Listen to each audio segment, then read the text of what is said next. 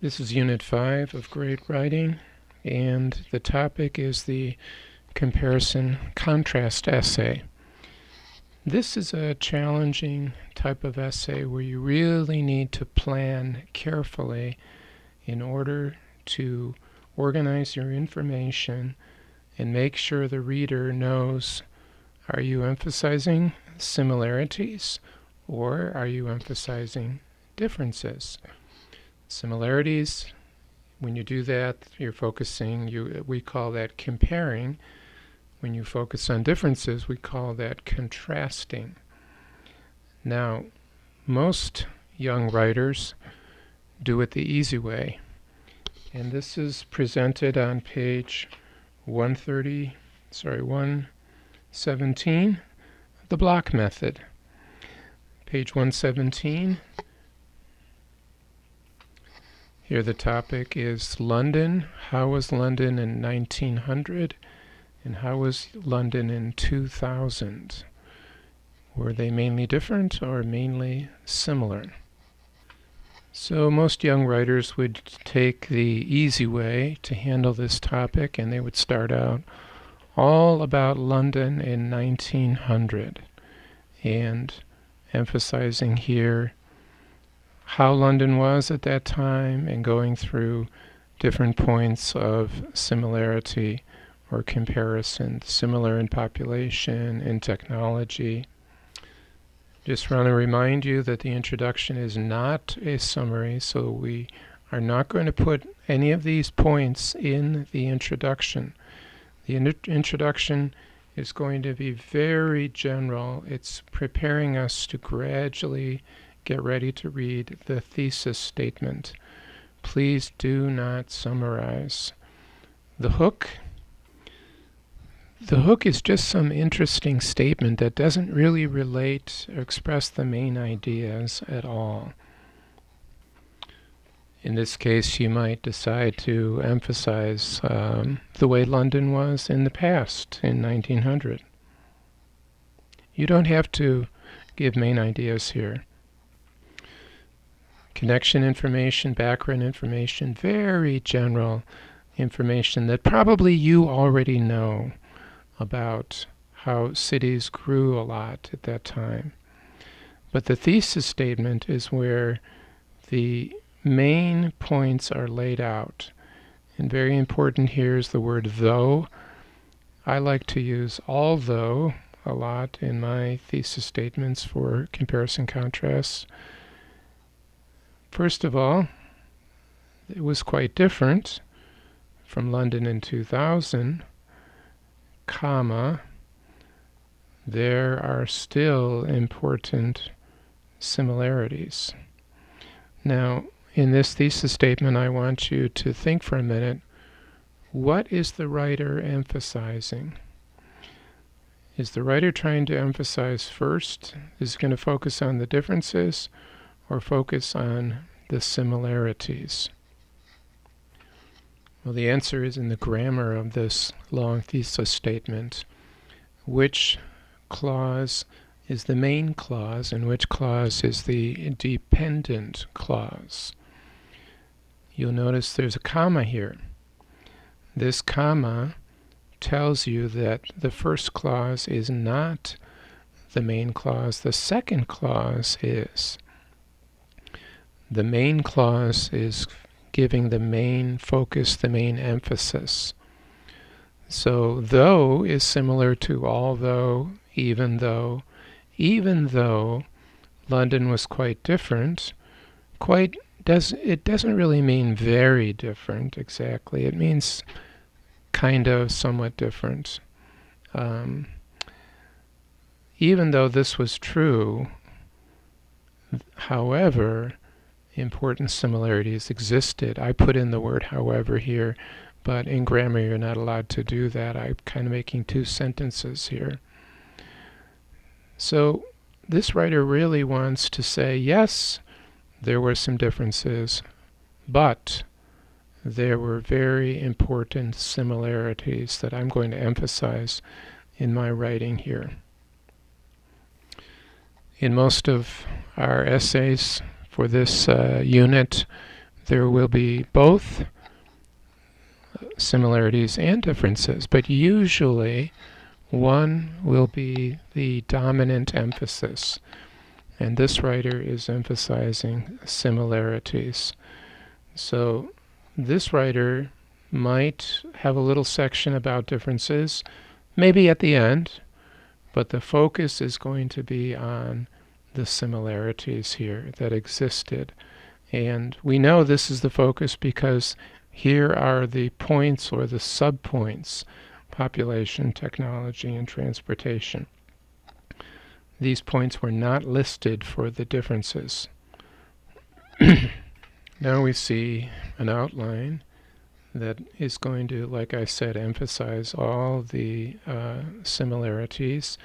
But the way it's been organized is the block method. Sometimes this method is called the topic by topic. That means I'm going to talk all about the first topic, which is London in 1900, and cover all those points on the first topic. And then I'm going to go to the second topic.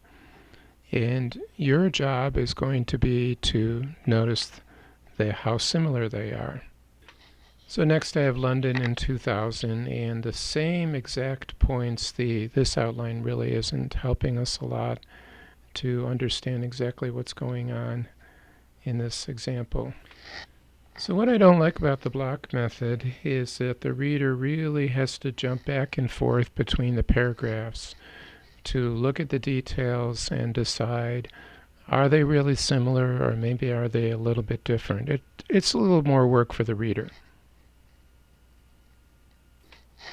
I'd like you to learn the point-by-point method. It takes a little bit more planning, but it makes the reader much easier to follow and get your main point here because the details are so close together. First body paragraph, London in 1900, and now I'm going to say London in 2000 and exactly give those details together to show the similarities in this case. Many writers, if this was emphasizing differences, a lot of writers would sometimes shift the topic a little bit or make it harder for you to see exactly what's being compared.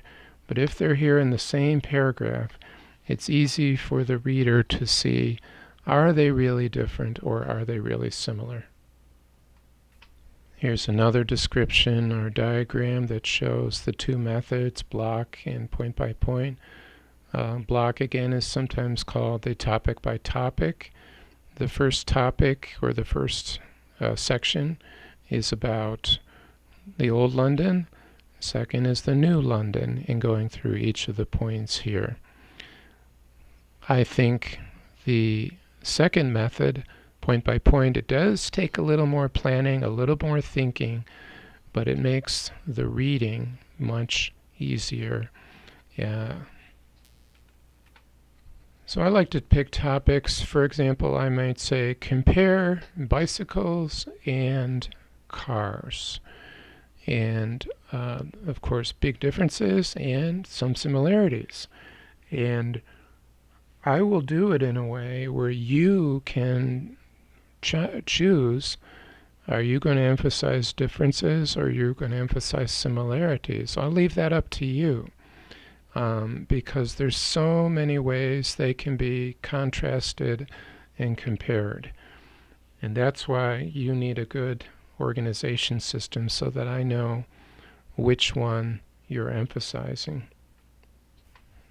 In an exam situation, you're going to have to think very quickly about what you want to focus on, and the best way to do that is to do a planning activity.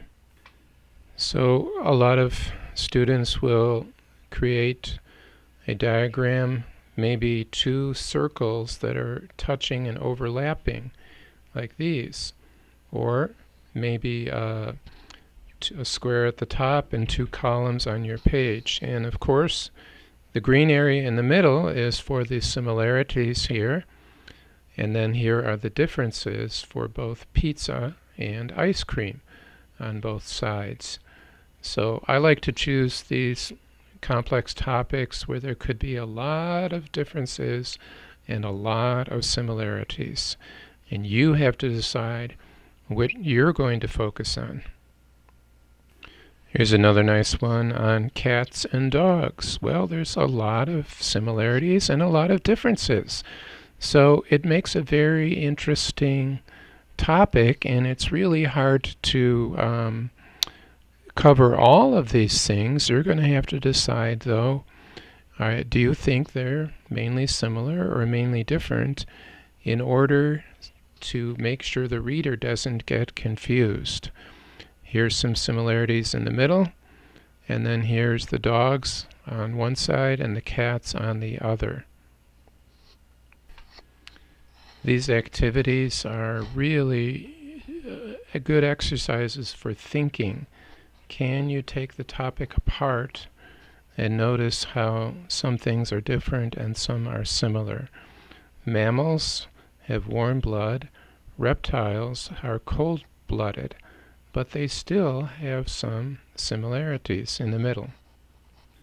The biggest danger in this kind of essay is that the student will say there are many differences and there are many similarities, and I'll read them all and I won't know, are they mainly different or are they mainly similar? Now, many complex topics have a lot of similarities and a lot of differences, but when you write the essay, don't confuse me.